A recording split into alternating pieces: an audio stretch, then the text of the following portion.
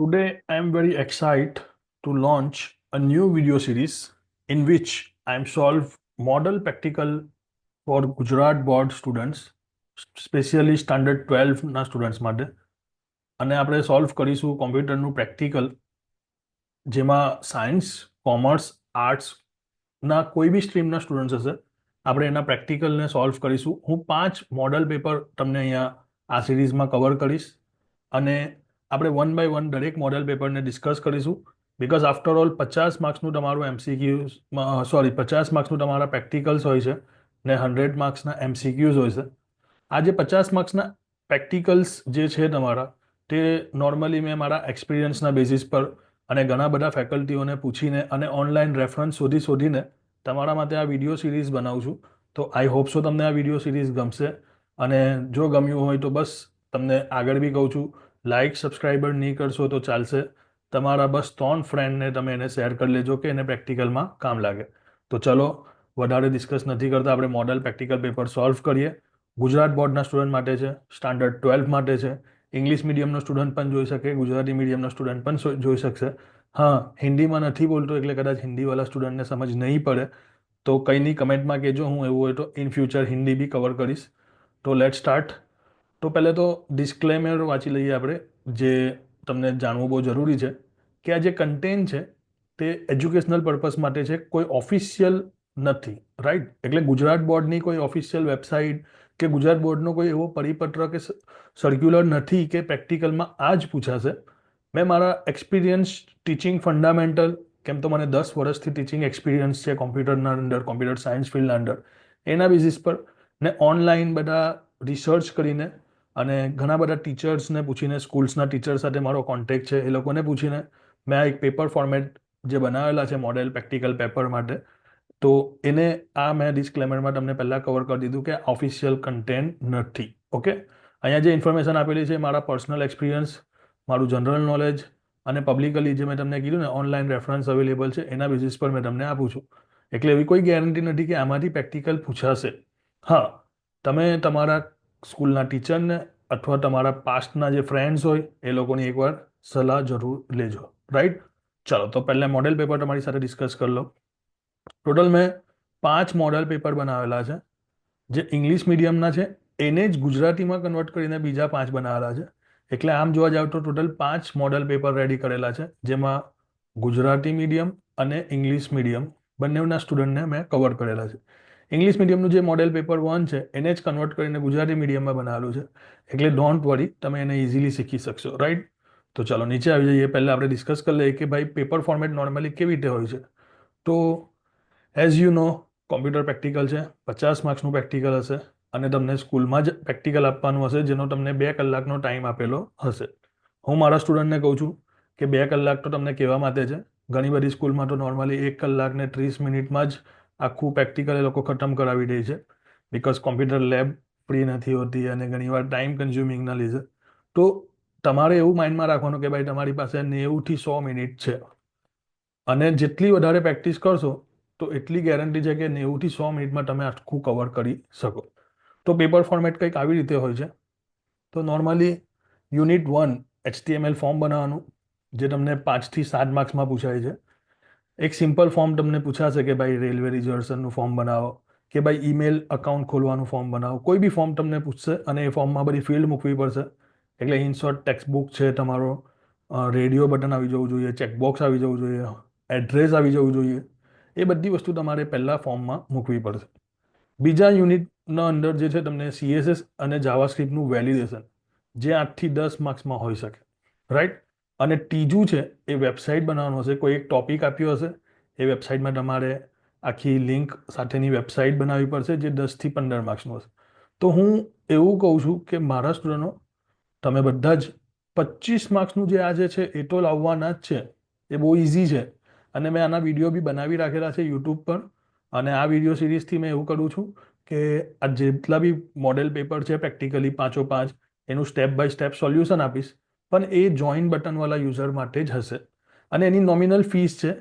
તમે એમ વિચારો કે ભાઈ હું મફતમાં એટલા માટે નહીં પ્રોવાઈડ કરતો, કેમ તો મફતની વસ્તુની એટલી કદર નથી હોતી. હા, આ લોકોના જે પ્રેક્ટિકલ વિડીયો છે એ અવેલેબલ છે, એ ફ્રીમાં તમે જોઈ શકશો. બટ જે મોડેલ પેપરનું સોલ્યુશન છે એ મારા ખાલી જોઈન્ટ બટનવાળા માટે જ હશે, જે લાસ્ટમાં હું તમને ડિસ્કસ કરીશ કે જોઈન્ટ બટન કેટલાનું છે અને ક્યાંથી લઈ શકો, કેવી રીતે લઈ શકો. ઓકે, તો આપણે બેક ટુ ટોપિક પર આવી જઈએ. તો પહેલા જે 3 કન્સેપ્ટ છે, 3 ક્વેશ્ચન છે, એ તમે ઇઝીલી 25 માર્ક્સનું જે છે એ અરાઉન્ડ 50 મિનિટ્સમાં તમે એને કવર કરી શકો. જો તમે 2-3 વાર પ્રેક્ટિસ કરશો ને તો 50 મિનિટમાં તમે આ 25 માર્ક્સનું કવર કરી લેશો, મારી ગેરંટી. પછી એક જવાનો પ્રોગ્રામ હશે, બીજો એક જવાનો પ્રોગ્રામ હશે અને 3, એવી રીતે 3 એક જવાના પ્રોગ્રામ હશે, જેમાંથી 7મા ચેપ્ટરનો કમ્પલસરીમાં હશે, 8મા અને 9માના ઓડમાં હશે અથવા 10મા અને 11મા ઓડમાં હશે, એટલે ઓપ્શનલ હશે. રાઈટ. તો જાવાના પ્રોગ્રામમાં હું વિચારીશ કે હા ભાઈ તમે થોડો ટાઈમ લઈ શકો, બિકોઝ પ્રોગ્રામ રેન્ડમલી કંઈ પણ પૂછી શકે અને તમને તકલીફ જાવામાં જ આવવાના છે.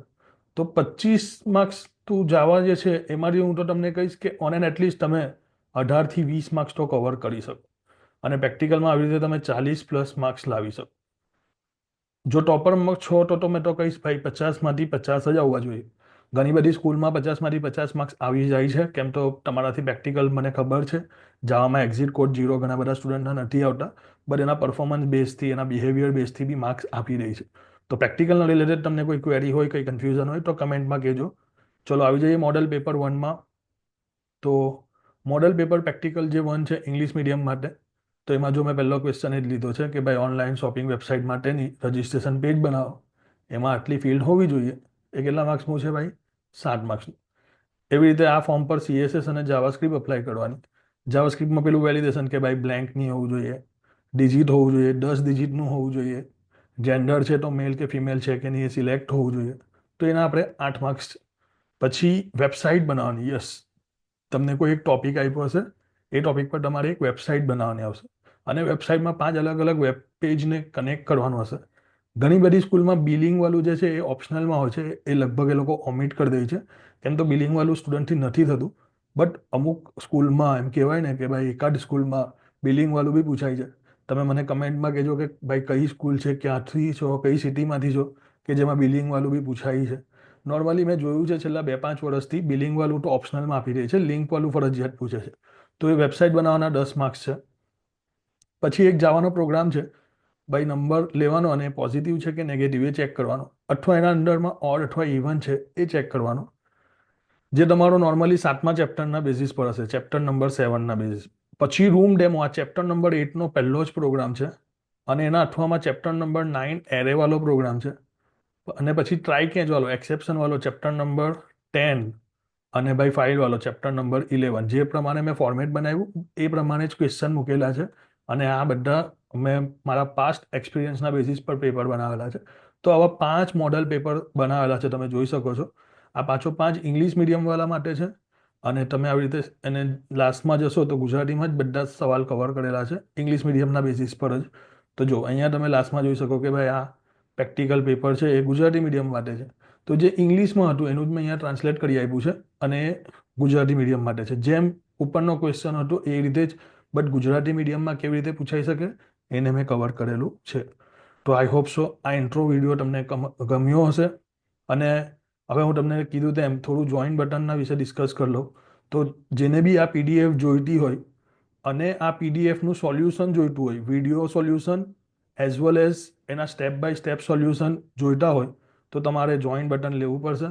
અને એ જોઈન્ટ બટનનું મેં તમને કીધું તેમ આ રીતે એનું ડિસ્કશન છે ભાઈ, કે ભાઈ જોઈન્ટ બટનમાં તમારે નોર્મલી 3 લેવલના મેં જોઈન્ટ બટન બનાવેલા છે. ડિજિટલ સ્ટાર્ટર જે 59 રૂપીસનું છે, ડિજિટલ અચીવર 89 ને ડિજિટલ માસ્ટર 119 રૂપિયાનું છે. આખાને મેં કીધું છે ડિજિટલ પાઠશાલા કોમ્યુનિટી. રાઈટ. હવે ટોણેતોનમાં ફરક શું છે ભાઈ? ટોણેતોન એક જેવા જ છે, એમાં મેં હમણાં કોઈ નવું ફરક નથી મૂક્યું, બધા માટે ઇક્વાલિટી છે. હું તમને સજેસ્ટ કરીશ ભાઈ તમે 89 વાળું પરચેસ કરજો. કેમ? કેમ તો 89 એટલે બહુ એફોર્ડેબલ પ્રાઇસ નહીં કહેવાય તમારા માટે. 89 તો ઇઝીલી ભાઈ ક્વોલિટી ઓફ કન્ટેન્ટ મળતું હોય તો તમે એટલા ખર્ચી શકો છો. 5-5 હજારની ટ્યુશનની ફીસ ભરી શકતા હો તો તમે 89 મંથલી નહીં ખર્ચે. અને હવે તો તમારી પાસે 3-4 મહિના જ છે, તો તમે ડેફિનેટલી એને લઈ શકો છો. અને આમાં તમને શું પ્લસ પોઈન્ટ મળશે? તો મેં આગળ MCQના પણ આવી રીતે પેપર જે છે એના એ સોલ્વ કરાવીશ, ફ્રિકવન્ટલી આસ્ક ક્વેશ્ચન કરાવીશ. તો જે લોકોએ જોઈન્ટ બટન લીધું હશે ડેફિનેટલી હું એને પહેલી પ્રાયોરિટી આપીશ. તો આઈ હોપ સો તમને વિડીયો ગમ્યો હશે. અને મળીશું જે લોકો જોઈન્ટ બટન લેશે એ લોકોને મોડલ પેપર 1થી લઈને મોડલ પેપર 5 સુધી સ્ટેપ બાય સ્ટેપ આખું પ્રેક્ટિકલ હું સોલ્વ કરાવીશ. Good bye, have a nice day. કોઈ ક્વેરી હોય, કોઈ કન્ફ્યુઝન હોય તો ડેફિનેટલી તમે કમેન્ટમાં પૂછજો, હું તમને એનું સોલ્યુશન આપીશ. ઓકે.